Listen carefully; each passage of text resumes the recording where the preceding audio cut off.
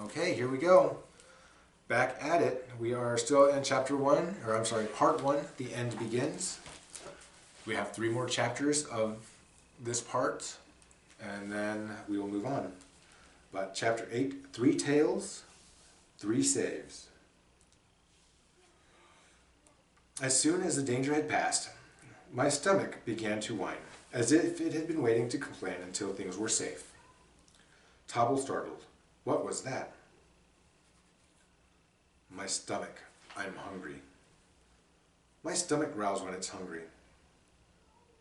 Ours whine, I said. I stood carefully, nosing the air for any sign that the poachers hadn't actually left. That guide, I said. I feel certain he saw us. But why wouldn't he have said something?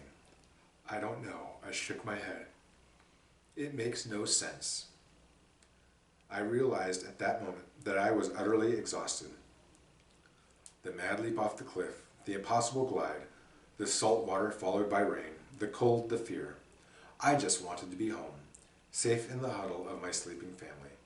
I'd been curious enough for one day. I looked at Topple and wondered what to do with him. I didn't know much about hunting, but I had the feeling you weren't supposed to converse with your prey. Topple seemed to sense what I was thinking. You do realize you cannot eat me until I return the favor of saving your life. Despite myself, I smiled. You are going to save my life. What I lack in stature, I make up for in spirit. Tobble dusted wet dirt off his rear end. Besides, it's Wabic code. You saved your life. You saved my life. I must save yours 3 times. And I lost my page. Why thrice? Because that's the rule. But why is that the rule? Because I have 3 tails. I frowned, but that doesn't make any sense. I don't make the rules, but I do obey them. A noise like thunder rumbled again in the distance. We both flinched. Worried the noise might now signal returning hooves rather than angry sky. There's no need to thank me, I said. Especially, I added silently, since under different circumstances, I might well be feasting on you for dinner. So, where to? Asked Tobble. You're not coming with me. My pack has been living on worms and bark for weeks. They'll eat you in a flash. That's a risk I'll simply have to take. You may not come, I said firmly, surprising myself with the voice my parents so often used on me. And yet I shall. I decided to try logic. You'll slow me down, and you'll make too much noise. If you think I'll make noise on the ground, then let me ride on your back. I'm too big for your pouch. Tobble jutted out his fuzzy chin. 3 times, Wabic code. You couldn't get rid of me if you tried. I could if I ate you, I murmured, trying to sound intimidating. Before I could say another word, Tobble climbed up onto my back. I do hope you don't mind, he said. That there's a furry meal hugging my neck? I asked. As it happens, I do mind. It seems I've neglected to ask your name, Tobble said, ignoring me.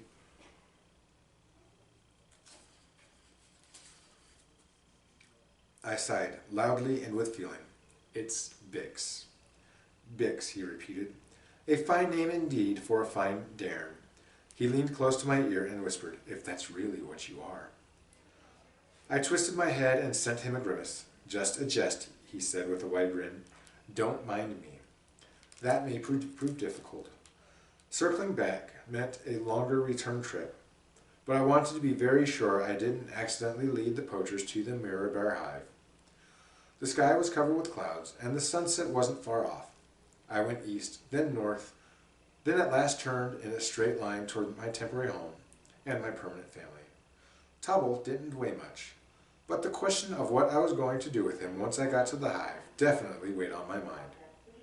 At least he'd provide a distraction from the bigger question of why I'd strayed so far. In any case, even hungry dairns are civilized. If I claimed Tobble was a friend, I doubted anyone in the pack would try to eat him. They would, however, want to know why I'd befriended a potential meal. I tried one more time. You truly should hop off and be on your way, I told Tobble. I understand your concern. He ducked his head as I raced through stinging brambles. But I can fend for myself. With what? I have hoped he had some unrevealed power. With my daring do, Tobble said confidently. Let me just say this.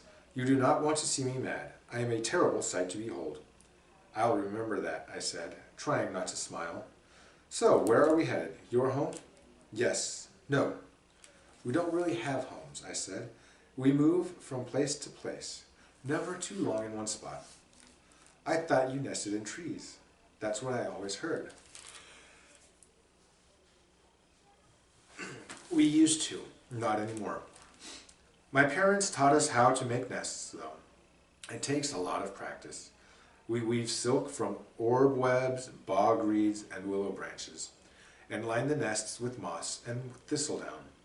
I'm impressed. Of course, it probably helps that you Darrens have thumbs. They're quite useful. I wiggled them in the air. Show off, said Tubble. I'll bet you can't do this. I turned my head to see his huge ears spinning like tiny cyclones, twisting and untwisting. Intriguing, I said. What purpose does that serve? None whatsoever, Tobble said with a grin. After a few more minutes, I stopped, checking for anything new. I had an odd sense that something wasn't right, although the wind brought me no useful news. I smelled pine sap and mold, willow weed and ginger flowers. I heard a crimson owl fussing with her nest in the crook of a spruce. Do you hear anything? I asked. Nope, Tobble said, and with my ears I hear everything. I concentrated again. Nothing. Nothing I could name anyway. Of course, that feeling often hit me when I had made an unwise choice. Only afterward did the risk of what I'd done fully register.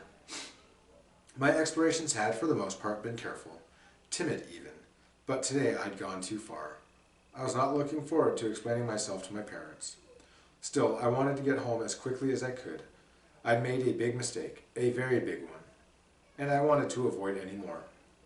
We live underground, Tobble volunteered, perhaps trying to distract me from my worries. In amazing tunnels. They go on for leagues. I have my very own room. It's gigantic and luxurious. That's nice, I said, as I started walking again, even faster than before. I share it with my brothers, Blackston, Ruport, and Piddlecombe. And McGuppers, Jellyhorn, and Bribbles, Tobble paused. So it's not exactly only my room. Again I stopped. Something was wrong. Something in the air. My fur stood on end. My nose tingled. I'd shivered, even though I was no longer cold. I'd been dawdling, indulging my own weariness. Hold on, I said to Tobble. I dropped to all fours and took off at a gallop. Okay, that's the end of the chapter, guys. I love you, I'm proud of you, and I will see you very soon.